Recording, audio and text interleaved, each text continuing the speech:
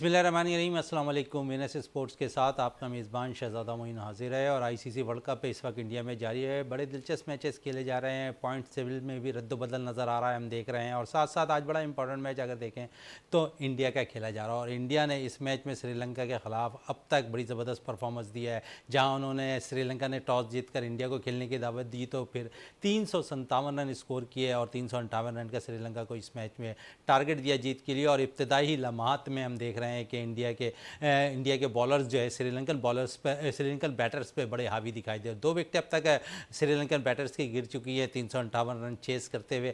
और इस वक्त हमारे साथ मौजूद हैं स्टूडियो में इसी हवाले से बात करने के जावेद इकबाल भट्टी साहब सीनियर स्पोर्ट्स एनालिस्ट हैं। उनके साथ साथ जाफ़र हुसैन साहब मौजूद हैं जो सीनियर स्पोर्ट्स एनालिस्ट हैं। जावेद साहब की तरफ चलते हैं। जावेद साहब, एक अच्छा मैच अगर हम देखें तो श्रीलंका के पॉइंट ऑफ व्यू से अगर देखें तो अच्छा खेला जाना था। श्रीलंकन बैटर्स अगर बात कर लें तो इस टूर्नामेंट में अच्छी परफॉर्म भी कर रहे थे, लेकिन शायद अब तक 2 विकेटें गिर चुकी हैं। एक लंबा टारगेट उन्हें चेस करना है। इस टूर्नामेंट के अंदर ओवरऑल देखें तो दुनिया की तमाम ही टीमें फास्ट बॉलिंग के शोबे में अपना लोहा मनवा रही है, लेकिन जो बॉलिंग अभी इस वक्त अगर हम देखें तो जो इंडिया की नज़र आ रही है, शायद ही वो 9 टीमें जो इस टूर्नामेंट में शिरकत करें उनकी बॉलिंग इतनी मजबूत नहीं दिखाई देती। बॉलिंग के हवाले से क्या कहेंगे इस टूर्नामेंट में आप इंडिया के? बहुत शुक्रिया मोइन भाई। बिल्कुल आपने सही कहा कि जो 10 टीमें खेल रही हैं इनमें अगर इंडिया के जो फास्ट बॉलर है, ख़ासकर आप बुमराह को ले लें, सिराज को ले लें, शामी को ले लें, वो हर मैच में परफॉर्म कर रहे हैं। इवन कि उनके जो स्पिनर हैं वो भी परफॉर्म कर रहे हैं। तो बॉलिंग के लिहाज से और बैटिंग के लिहाज से इंडिया तकरीबन तमाम टीमों से अच्छा कर रही है। बॉलिंग तो ख़ास कर अच्छा कर रही है क्योंकि बड़े बड़े नाम थे इस टूर्नामेंट में बॉलिंग में। इंग्लैंड की टीम में भी थे, पाकिस्तान की टीम में भी थे, न्यूजीलैंड की टीम में थे, श्रीलंका के हर टीम में थे, लेकिन वो परफॉर्मेंस नहीं दे सके जो इंडिया के बॉलर्स दे रहे हैं। देखिए आज जिस तरीके से इंडिया और श्रीलंका का मैच जारी था, लग यही रहा था जब 30 ओवर्स में जो है इंडिया ने 200 रन्स कर लिए थे और उनका सिर्फ एक ही प्लेयर आउट हुआ था। लग रहा था क्या 400 प्लस जाएगा स्कोर, लेकिन आपको पता है श्रीलंका के बॉलर्स ने कमबैक किया। मधुशंका ने बहुत अच्छी बॉलिंग की, उन्होंने 5 आउट कर दिए और उसके बाद जो स्कोर 357 रन्स पर आकर 8 प्लेयर पे रोक दिया उन्होंने। और फिर यही तवक्का की जा रही थी कि अब पलटकर जब श्रीलंका बैट्समैन वार करेंगे इंडियंस बॉलर पर तो वो बिल्कुल शुरू के जो दायरा है उसमें तो बहुत ही अच्छा खेलेंगे। लेकिन आप देखें जिस तरीके से बुमराह ने पहले ओवर की पहली बॉल पे ही उन्होंने ओपनर को आउट कर दिया है और उसके बाद सिराज ने पहला ओवर कराया, सिराज ने भी 1 विकेट ले लिए। तो इंडिया की बॉलिंग जो पूरे टूर्नामेंट में डोमिनेट कर रही है। और सब आपको पता है जितनी तमाम टीमें उनके जो पहले ओवर्स चल रहे हैं इंडिया के फास्ट बॉलर्स हो तो उनको डोमिनेट करना पड़ता। हर प्लेयर जो है उनके खिलाफ एक प्लान बनाकर आता है और उस हिसाब से ही उसको खेलना पड़ता है। और जिस तरीके देखिए 357 रन लग रहे हैं तो अब नहीं नज़र आ रहा कि श्रीलंका के बैटर जो है वो कुछ कर पाएंगे, क्योंकि अब जो है ना और चढ़ दौड़ेंगे। और मुझे लगता है कि तीसरा भी बैट्समैन आउट हो गया इंडिया का। अभी देखें जी दूसरा ओवर चल रहा है और जिस तरीके से आपने इंडिया के बॉलर्स के बारे में कहा तो वो शानदार बॉलिंग कर रहे हैं। अगर उसने पहली बॉल पे बुमराह ने आउट किया तो सिराज ने अपनी पहली 2 बॉलों पे 2 विकेटें ले ली हैं। ये तो बहुत ज़बरदस्त बड़े समय की बात है। और जिस तरह की परफॉर्मेंस सिराज की नज़र आ रही है, सिराज ये वही हैं जो एशिया कप के फाइनल में जिस तरह श्रीलंकन बैटर्स को तहस नहस किया था, यही सूरत-ए-हाल अभी भी नज़र आ रही है। जाफर साहब क्या कहेंगे? मुझे समझ में नहीं आया कि श्रीलंका ने टॉस जीतकर बैटिंग का फैसला क्यों नहीं किया।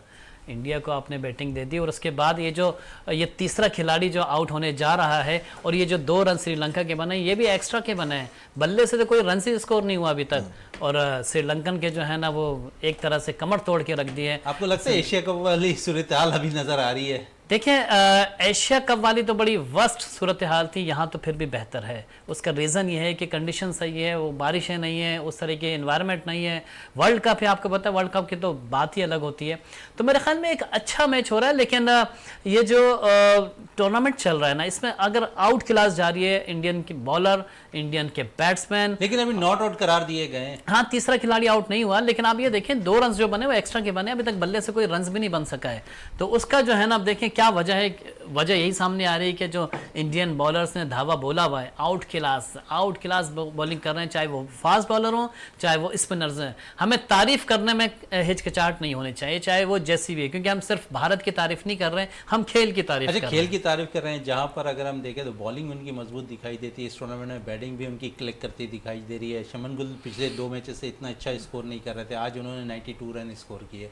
देखिए अब वो उनको कोई ज़रूरत नहीं है कोई ऐसा मैच, क्योंकि सेमीफाइनल में पहुंच चुकी है इंडियन टीम। तो अगर वो चाहते तो विराट कोहली को बिठा सकते थे, वो चाहते किसी भी प्लेयर को बिठा के अपने किसी एक्स्ट्रा प्लेयर को खिला सकते थे, लेकिन नहीं, रिदम नहीं तोड़ना।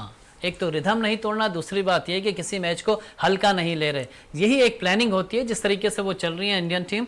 और यहाँ देखना पड़ेगा, क्योंकि पाकिस्तान टीम का जो अगला मार्का है वो बड़ा सख्त होने जा रहा है, और उस मुकाबले को खेलने के लिए मेरे ख्याल में बहुत ही तगड़ा आना पड़ेगा पाकिस्तान टीम को। और न्यूजीलैंड को जिस तरह कहा जा रहा है, जिस तरह एक स्टेट फैक्ट्स आए हुए हैं कि अगर पाकिस्तान जो है ना वो कम रन रेट के हिसाब से जो है ना वो जीत जाता है, यानी कि अगर वो 83 या 84 रन से जीत जाता है या 35 ओवर में टारगेट अचीव कर लेता है, तो मेरे ख्याल में जो है ना एक अच्छे तरीके से जो वो किसी तरीके से रन रेट बेहतर करके जो है ना पहुंचने की कोशिश की बात हो रही है। कल का मैच आपने किस तरह देखा, न्यूजीलैंड और जनूबी अफ्रीका का? नो डाउट एक अच्छा मैच था, लेकिन साउथ अफ्रीका आपको पता है कि जिस तरह छाई हुई है ओवल और पूरे टूर्नामेंट में मेरे ख्याल में आउट क्लास चल रही है उनकी बैटिंग बॉलिंग। चले उस वक्त तो जाफर साहब नहीं हुआ था, अब तीसरा आउट हो गया है। तो इंडियन जहां पर बॉलर्स अपनी कारकर्दगी दिखा रहे हैं, बैटिंग से शायद श्रीलंका मुतमईन नहीं कर पा रही है अपने शायकीन क्रिकेट को।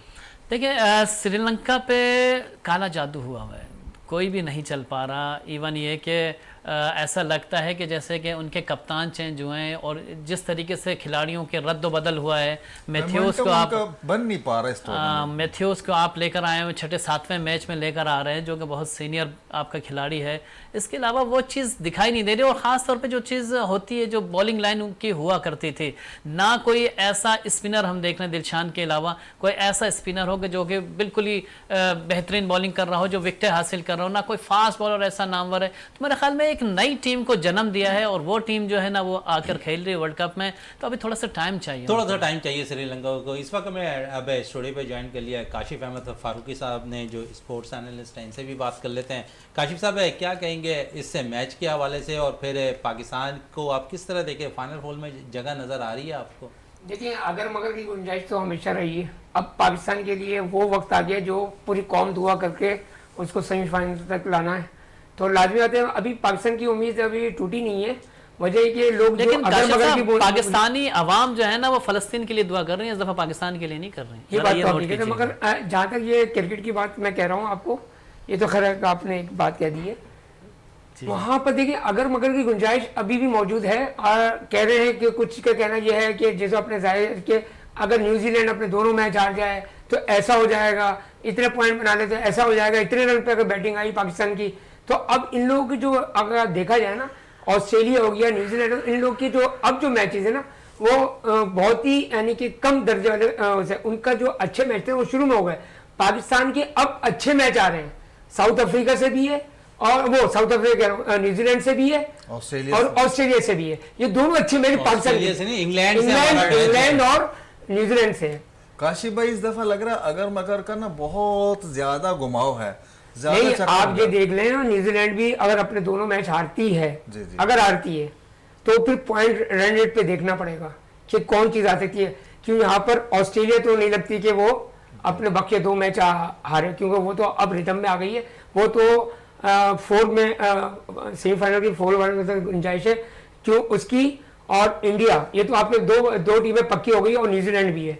मगर न्यूजीलैंड उस पे जब पाकिस्तान का और उसका मैच होगा उसमें पता चलेगा। चौथी टीम में शायद अफगान को भूल जा रहा है, अफगानिस्तान की टीम को। जाफर साहब क्या कहेंगे अफगानिस्तान की परफॉर्मेंस को? अभी मैचेस उसके बाकी हैं इस टूर्नामेंट में।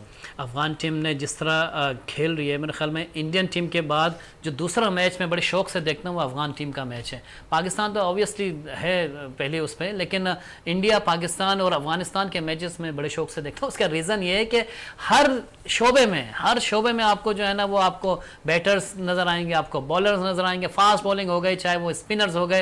मेरे ख्याल में एक बहुत ही अच्छा कॉम्बिनेशन बना हुआ है अफगानिस्तान का, और जिस तरीके से वो आगे बढ़ रही है। स्लो बढ़ रही है लेकिन बहुत अच्छे तरीके से अच्छा बढ़ रही जाफर है। साहब, इसमें एक चीज़ अफगान का आप देख रहे हैं कि जिस तरह हम माजी में देखा करते हैं उनको बड़ी छाप लगी हुई थी T20 क्रिकेट की, लेकिन जिस तरह वो चेजिंग करते दिखाई दे रहे हैं इस टूर्नामेंट के अंदर है, आपको लग रहा है बहुत इंप्रूवमेंट आ गई है चेस करते हुए अफगान टीम के अंदर? देखिए, जो उनका कोचिंग स्टाफ है और ख़ास तौर पे जडेजा का शामिल होना, जो साबिक का आपको पता है कि पाकिस्तान और भारत के ख़िलाफ़ बड़ा अच्छा वो खेलते रहे, इंडियन बैट्समैन रहे हैं, तो मेरे ख्याल में एक अच्छा एक उन्होंने जो है ना एक गेम प्लान दिया है कि किस तरीके से हमने कहाँ पे खेलना है और सिचुएशन के लिहाज से खेल रहे हैं। यही बात होती है कि अफ़गानिस्तान को जो खड़ा किया, और ख़ास तौर पे अगर हम देखें पाकिस्तान के ख़िलाफ़ जिस तरह बैटिंग की अफ़गानिस्तान ने, बहुत ही तहम्मुल मिजाज से उसमें नज़र आई, और एक्सीलेंट अगर हम कहें कि जिस तरह बैट्समैन को पूरा रन रेट लेके चलना होता है, वही चीज़ दिखाई दी। तो मेरे ख्याल में अफ़गानिस्तान ने एक अच्छा अपना जो है ना जस्टर दिया है।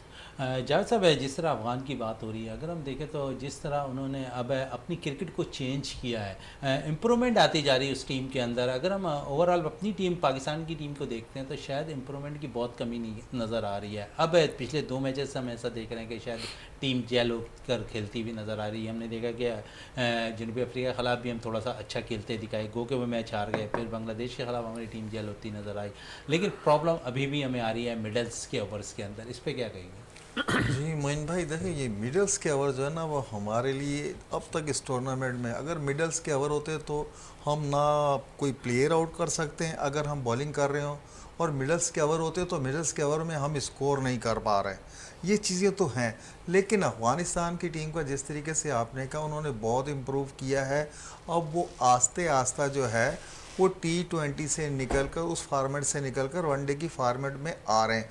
उनके पास विकेट पे ठहरने वाले जो प्लेयर्स हैं उनका टेम्परामेंट बनता हुआ नज़र, हशमतुल्लाह हो गया, शाहिदी हो गया, नजीब हो गया। अब वो पहले सिर्फ रिलाय करते थे खाली गुरबाज पे, अगर गुरबाज ने स्कोर कर दिया तो इनको स्कोर बोर्ड पे स्कोर लगता था। लेकिन आप देखें 2 मैचेस उन्होंने चेस करके जीते हैं। गुरबाज तो अब शुरू में ही आउट हो गया, लेकिन उसके बाद उनके जो हशमतुल्लाह है, जरदान है, इब्राहिम है, अकराम है, इन्होंने स्कोर किया। मकसद वही, अगर आप विकेट पे स्टे करेंगे रन तो बनते रहेंगे। जिस तरीके से उन्होंने सब्र का मुजाहरा किया, और जैसे अभी अजय जडेजा की बात हो रही थी, और वो आपको पता है हिंदुस्तान की कंडीशन से भी वाकिफ़ है और उन्हें पता है कि इन विकेटों पे किस तरीके से स्कोर बनता है।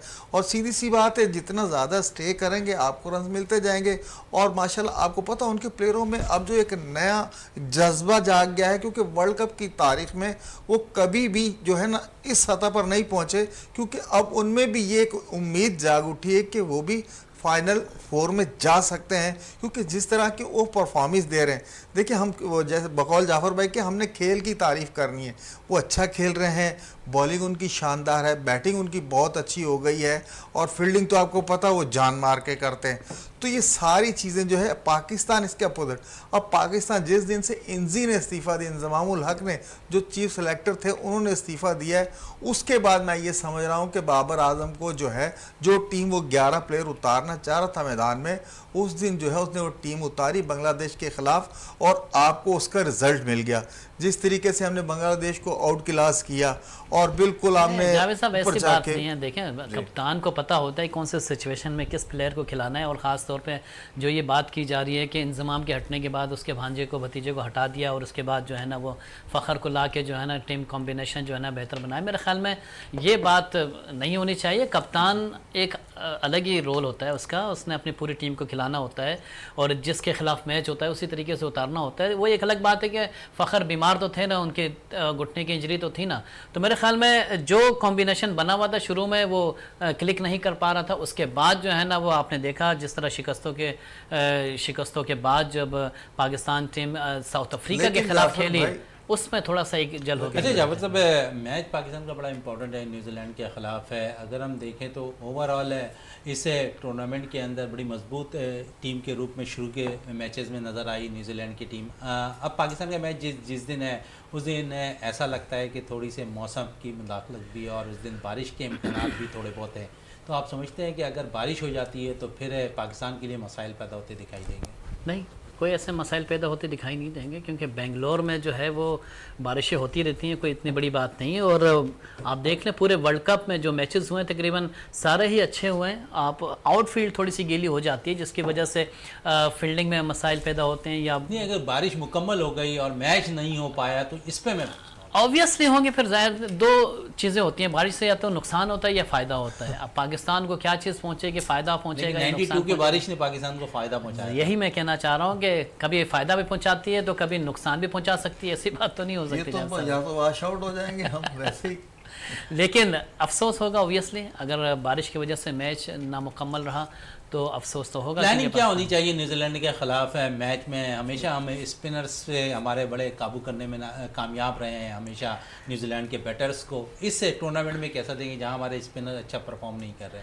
देखिए मेरे ख्याल में न्यूजीलैंड के खिलाफ अगर हम टारगेट चेस पे जाएंगे, टॉस जीतकर पहले फील्डिंग लेंगे और बैटिंग करने की दावत देंगे, जिसमें हमारे स्पिनर्स भी चलें और फास्ट बॉलर्स भी चलें।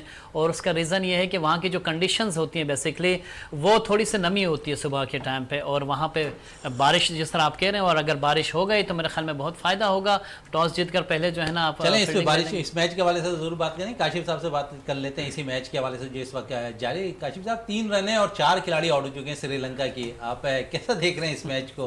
भाई सभी यही कह रहे हैं और हम भी यही देख के यही बोल रहे हैं कि श्रीलंका जिस तरह की परफॉर्मेंस देकर आ रही थी और अभी जब क्वालिफाई राउंड किया तो उसमें भी वो जीते, तो ऐसा लग रहा था कि ये भी कहीं ना कहीं स्टैंड करेंगे। मगर जिस तरह की इनकी शुरू की परफॉर्मेंस जो चलती आई है उस पर वो भी पूरा नहीं उतर पाए। जैसे कि ये श्रीलंका हो गई, बांग्लादेश हो गई, ये इतना नहीं है। और जो छोटी टीमें जैसे कि आपका नेदरलैंड हो गई और अफगानिस्तान, उन्होंने इस वर्ल्ड कप में उससे ज़्यादा परफॉर्मेंस दी है जो उन्होंने इससे पहले नहीं दी थी। तो आज का मैच जो इंडिया, ये श्रीलंका का और इंडिया का जो मैच लग रहा है कि एशिया कप का कहीं फाइनल का रिप्ले तो नहीं हो रहा है? ये ऐसे ही कुछ लग रहा है क्योंकि उसमें सिराज ने परफॉर्मेंस दी थी और पंजाब आ रहा था, तो यहाँ पर भी ऐसे ही लग रहा है। सिराज तो अभी तक अच्छी बॉलिंग कर रहा है, आउट कर चुका है, 2 कर रहा और तीसरा भी हुआ है। तो माशाल्लाह ये मुझे लग रहा है जब अभी पंजाब मार देगा और रिपीट हो जाएगा एशिया कप। अच्छा जाफर साहब, काफ़ी दिनों के बाद बयान आया अहमद वसीम का, इंग्लैंड के खिलाफ जो पाकिस्तान ने मैच खेलना उस हवाले से बड़ा बयान दे रहे हैं वो कि बड़ा इंपॉर्टेंट मैच हो जाएगा अगर पाकिस्तान न्यूजीलैंड से कामयाबी हासिल कर ले, और फिर इंग्लैंड के खिलाफ जब मैच है वो आप समझते हैं बड़ा इंपॉर्टेंट रहेगा पाकिस्तान का? देखो अगर न्यूजीलैंड से पाकिस्तान जीत जाता है तो इंग्लैंड सबसे पहले तो अहमद की बात कर लें क्योंकि काफ़ी दिनों के बाद उनका बयान आया है। नहीं, अहमद वसीम की बात कर रहे हैं जी, ना, जी। उनका बयान आते रहता है रोज़ाना। वो अपने हमारे पाकिस्तान के बड़े चैनल के आगे जो है ना वो उसमें बैठे हुए होते हैं, रोज़ाना ही बयान दे रहे होते हैं। वो एक अलग बात है कि वो क्लिक नहीं कर पा रहे होते हैं। क्लिक का मकसद ये है कि वो टीम के ऊपर ज़्यादा तनकीद नहीं करते, बड़ी अच्छी बात करते हैं, जो लॉजिकल बात होती है उस पर करते हैं। तो मेरे ख्याल में एक सही उनका मशवरा है, जिस तरह दीगर मशवरे दिए ये भी एक अच्छा मशवरा है कि अगर पाकिस्तान न्यूजीलैंड के खिलाफ जीत जाता है तो इंग्लैंड को काबू करने में कोई मुश्किल नहीं पेश आएगी उससे। बिल्कुल, जाफर साहब कह रहे हैं कि इंग्लैंड को न्यूजीलैंड के खिलाफ अगर कामयाबी हासिल कर लेते हैं तो इंग्लैंड के काबू करने में कोई मुश्किलात पेश नहीं आएंगी। इस वक्त ब्रेक के लिए कहा जा रहा है, ब्रेक से वापस आते हैं तो गुफ्तगू को मज़ीद जारी रखते हैं।